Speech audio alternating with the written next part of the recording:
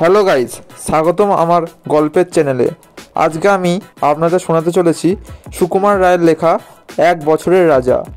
এটি একটি দারুণ গল্প, তাই যারা যারা চ্যানেলে নতুন আছেন অবশ্যই চ্যানেলকে সাবস্ক্রাইব করে দিয়ে আমাদের পাশে থাকবেন, যাতে আমরা পরবর্তী ভিডিও বানাতে মোটিভেট হই। চলো শুরু করা যাক আজকের গল্পটি। Let's start. গল্পটি শোনার পর আপনারা অবশ্যই চ্যানেলকে লাইক করে দেবেন এবং বন্ধুদের শেয়ার করে দেবেন। এক বছরের রাজা সুকুমার রায়। এক যে ছিলেন সওদাগর, তার একটি সামান্য কৃতদাস তার একমাত্র ছেলেকে জল থেকে বাঁচায়। সওদাগর খুশি হয়ে তাকে মুক্তি তো দিলেনই, তাছাড়া জাহাজ বোঝাই করে নানা রকম বাণিজ্যের জিনিস তাকে বকশিস দিয়ে বললেন, সমুদ্রে পার হয়ে বিদেশে যাও, এইসব জিনিস বেচে যা টাকা পাবে সবই তোমার। কৃতদাস মনিবের কাছ থেকে বিদায় নিয়ে জাহাজে চড়ে রওনা হলো বাণিজ্য করতে। কিন্তু বাণিজ্য করার হলো না। সমুদ্রের মাঝখানে তুফান উঠে জাহাজটিকে ভেঙে চুরে জিনিসপত্র লোকজন কোথায় যে ভাসিয়ে নিল তার আর খোঁজ পাওয়া গেল না। কৃতদাসটি অনেক কষ্টে হাবুডুবু খেয়ে একটা দ্বীপের চড়ায় এসে ঠেকলো, যেখানে ডাঙায় উঠে সে চারিদিকে চেয়ে দেখল তার জাহাজের চিহ্নমাত্র নেই, তার সঙ্গের লোকজন কেউ নাই। তখন সে হতাশ হয়ে সমুদ্রের ধারে বালির উপরে বসে পড়ল। তারপর যখন সন্ধ্যা হয়ে এলো তখন সে উঠে দ্বীপের ভিতর দিকে যেতে লাগলো। সেখানে বড় বড় গাছের বন, তারপরে প্রকাণ্ড মাঠ, তার ঠিকই মাঝখানে চমৎকার শহর। শহরের ফটক দিয়ে মশাল হাতে মেলায় লোক বার হচ্ছে। তাকে দেখতে পেয়ে সেই লোকেরা চিৎকার করে বলল, মহারাজের শুভাগমন হোক, মহারাজ দীর্ঘজীবী হন। তারপর সবাই তাকে খাতির করে জমকালো গাড়িতে চড়িয়ে প্রকাণ্ড প্রাসাদে নিয়ে গেল। সেখানে চাকরগুলো তাড়াতাড়ি রাজপ্রসাদ এনে তাকে সাজিয়ে দিল। সবাই বলছে, মহারাজ মহারাজ, হুকুম মাত্র, সবাই চটপট কাজ করছে। এসব দেখে শুনে সে বেচারা একেবারে অবাক। সে ভাবলো সবই বুঝি স্বপ্ন, বুঝি তার নিজেরই মাথা খারাপ হয়েছে, তাই এরকম মনে হচ্ছে। কিন্তু ক্রমে সে বুঝতে পারলো সে জেগে আছে আর দিব্যি জ্ঞান রয়েছে, আর যা যা ঘটছে সব সত্যি। তখন সে লোকেদের বলল, এ কীরকম হচ্ছে বলো তো, আমি তো আর এর কিছুই বুঝছি না। তোমরা কেনই বা আমায় মহারাজ বলছো, আর কেনই বা এমন সম্মান দেখাচ্ছ? তখন তাদের মধ্যে থেকে এক বুড়ো উঠে বলল, মহারাজ, আমরা কেউ মানুষ নই, আমরা সকলেই প্রেত গন্ধর্ব, যদিও আমাদের চেহারা ঠিক মানুষের মতো।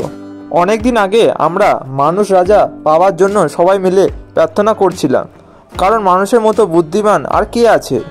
সেই থেকে আজ পর্যন্ত আমাদের মানুষ রাজার অভাব হয়নি। প্রতি বছরে একটি করে মানুষ এইখানে আসে আর আমরা তাকে এক বছরের জন্য রাজা করি। তার রাজত্ব শুধু ওই এক বছরের জন্যই।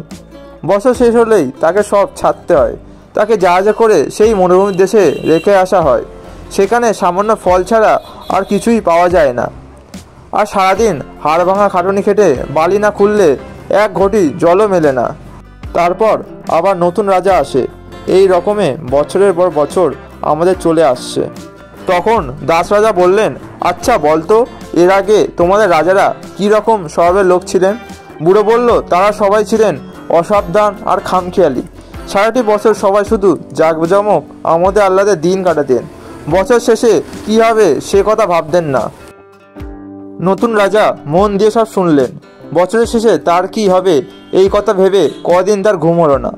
তারপর সে দেশের সকলের চেয়ে জ্ঞানী আর পণ্ডিত যারা, তাদের ডেকে আনা হলো। আর রাজা তাদের কাছে মিনতি করে বললেন, আপনারা আমাকে উপদেশ দিন, যাতে বছর শেষে এই সর্বনাশী দিনের জন্য প্রস্তুত হতে পারি। তখন সবচেয়ে প্রবীণ বৃদ্ধ যে, সে বলল, মহারাজ, শূন্য হাতে আপনি এসেছিলেন, শূন্য হাতেই আবার সে দেশে যেতে হবে। কিন্তু এই এক বছর আপনি আমাদের যা ইচ্ছা তাই করাতে পারেন। আমি বলি, এই বেলা রাজ্যের ওস্তাদ লোকেদের সে দেশে পাঠিয়ে সেখানে বাড়ি করে, বাগান করে, চাষাবাসের ব্যবস্থা করে চারিদিক সুন্দর করে রাখুন। ততদিনে ফলে ফুলে দেশ ভরে উঠবে, সেখানে লোকের যাতায়াত হবে। আপনার এখানকার রাজত্ব শেষ হলেই সেখানে আপনি সুখে রাজত্ব করবেন। বছর তো দেখতে দেখতেই চলে যাবে, অথচ কাজ আপনার ঢের। কাজেই বলি, এই বেলা খেটে খুঁটে সব ঠিক করে নিন।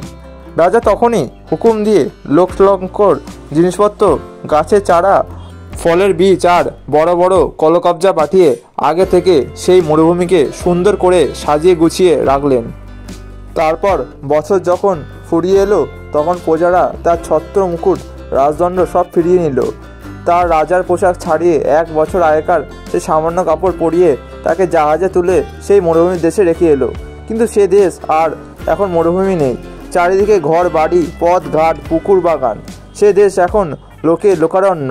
তারা সবাই এসে ফুর্তি করে শঙ্খ ঘণ্টা বাজিয়ে তাকে নিয়ে সিংহাসনে বসিয়ে দিল। 1 বছরের রাজা সেখানে জন্ম করে রাজত্ব করতে লাগলেন। বন্ধুরা, এই ভারী মজাদার গল্পটি এখানেই শেষ হচ্ছে। আশা করি গল্পটি সবার ভালো লেগেছে, তাই প্রত্যেকে চ্যানেলটিকে লাইক করে সাবস্ক্রাইব করে দেবেন। দেখা হচ্ছে পরবর্তী কোনো এক ভিডিওতে। Good bye, see you next video.